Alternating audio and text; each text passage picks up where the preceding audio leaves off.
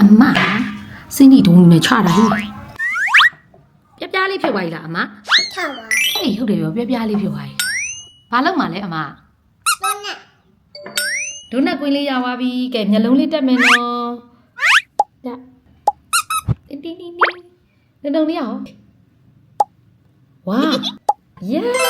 စ်ဖက်ကဆွေးတစ်ဖက်ကဆောက်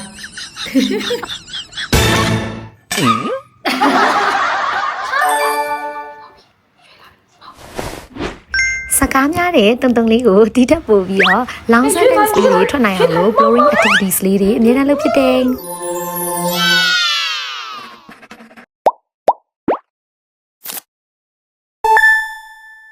ပန်းလေးကဘယ်နှပွင့်လဲတုံတုံ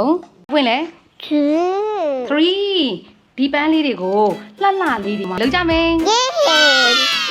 ဝါ